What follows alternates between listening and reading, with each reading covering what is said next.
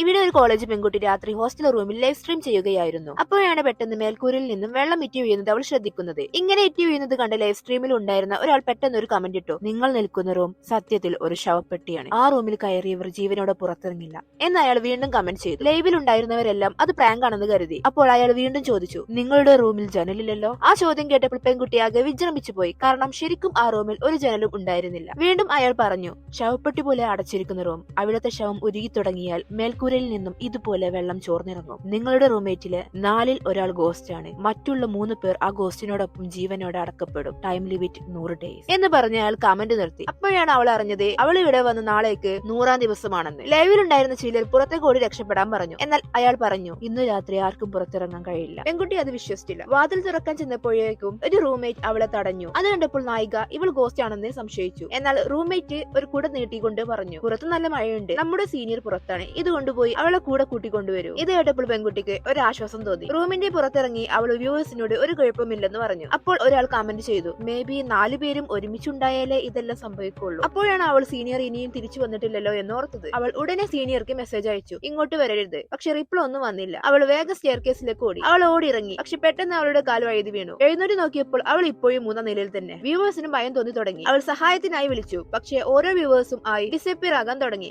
അപ്പോഴാണ് ഒരു കാലടി ശബ്ദം അവൾ കേട്ടത്. തല ഉയർത്തി നോക്കിയപ്പോൾ സീനിയർ. അവൾ ഓടിച്ചെന്നു സീനിയറെ കെട്ടിപ്പിടിച്ചു. നീ എന്താ എന്റെ മെസ്സേജ് കണ്ടില്ലേ എന്ന് നായിക ചോദിച്ചു. മഴ ആയതുകൊണ്ട് നോട്ടിഫിക്കേഷൻ കിട്ടിയില്ലെന്ന് സീനിയർ പറഞ്ഞു. അപ്പോൾ പെൺകുട്ടി നടന്നെല്ലാം പറഞ്ഞു. സീനിയർ ആദ്യം വിശ്വസിച്ചില്ല. എന്തായാലും ഇരുവരും കൂടി താഴേക്ക് ഇറങ്ങാൻ ശ്രമിച്ചു. 2 നില ഇറങ്ങിയ ശേഷം ചെക്ക് ചെയ്തപ്പോൾ അവർ ഇപ്പോഴും 3-ാം നിലയിൽ തന്നെയാണ് ഉള്ളതെന്ന് മനസ്സിലായി. ഇപ്പോൾ സീനിയറിനും ഭയമായി തുടങ്ങി. അപ്പോഴാണ് മെസ്സേജ് വന്നത്: വേഗം തിരിച്ചു വരൂ, ഒരു റൂംമേറ്റിന് സുഖമില്ല. ഇതെല്ലാം കണ്ട പെൺകുട്ടി ഓടി രക്ഷപ്പെടാമെന്ന് പറഞ്ഞു. പക്ഷേ സീനിയർ പറഞ്ഞു: തിരിച്ചു പോകാൻ ഇപ്പോൾ കഴിയുന്നില്ലല്ലോ, എല്ലാം ബ്ലോക്ക്ഡ് അല്ലേ, നമുക്ക് റൂമിലേക്ക് തന്നെ മടങ്ങാം. ഇരുവരും തിരിച്ചു റൂമിലെത്തി. അവിടെ ഒരു റൂംമേറ്റ് മാത്രമേ ഉണ്ടായിരുന്നുള്ളൂ. മറ്റേ കുട്ടി വിശ്രമിക്കുകയാണ് എന്ന് ആ റൂംമേറ്റ് പറഞ്ഞു. അപ്പോഴാണ് റൂംമേറ്റ് ഒരു ചായ കൊണ്ടുവന്ന് കൊടുക്കുന്നത്. സീനിയർ കുട്ടി ടീ എടുത്തു കുടിക്കാൻ തുടങ്ങി. അപ്പോഴാണ് വ്യൂവേഴ്സ് വീണ്ടും ലൈവിൽ പ്രത്യക്ഷപ്പെടുന്നത്. ഗോസ്റ്റ് തരുന്ന ഒന്നും കുടിക്കാൻ പാടില്ലെന്ന് പറഞ്ഞു. ഇത് കേട്ട നായിക ഒച്ച വെച്ച് സീനിയറിനെ വിളിച്ചു. സീനിയർ ഞെട്ടി. കപ്പ് കൈവിട്ട് താഴെ പോയി. ഇത് കണ്ട സീനിയർ മോപ്പ് എടുക്കാൻ വേണ്ടി പുറത്തോട്ട് പോയി. അതിന്റെ കൂടെ തന്നെ ആ റൂംമേറ്റും പോയി. വ്യൂവേഴ്സ് അപ്പോഴാണ് മുന്നറിയിപ്പ് നൽകിയത്: ഗോസ്റ്റിന്റെ ശക്തി ഇന്ന് രാത്രി കൂടിക്കൊണ്ടിരിക്കും. വേഗം മറ്റേ 4-ാമത്തെ റൂംമേറ്റിന്റെ ബെഡിൽ പോയി ഒളിച്ചോളൂ എന്ന് പറഞ്ഞു. അത് പറഞ്ഞുടനെ തന്നെ ലൈവ് സ്ട്രീം പെട്ടെന്ന് കട്ടായി. അതേ നിമിഷം പുറത്തു നിന്നും കാലടി ശബ്ദം വന്നു തുടങ്ങി. പെൺകുട്ടിയുടെ ഹൃദയം ശക്തിയായി ഇടിക്കാൻ തുടങ്ങി. അവൾ പെട്ടെന്ന് ബെഡിലേക്ക് കയറി കർട്ടൻ അടച്ചു. അവൾ പതുക്കെ തന്റെ കൂടെ കിടക്കുന്ന മറ്റു റൂംമേറ്റിനെ വിളിച്ചു. അപ്പോഴാണ് അവളുടെ വായുടെ കോണിൽ നിന്നും രക്തം കണ്ടത്. 4-ാമത്തെ റൂംമേറ്റ് മരിച്ചുകൊണ്ടിരിക്കവേ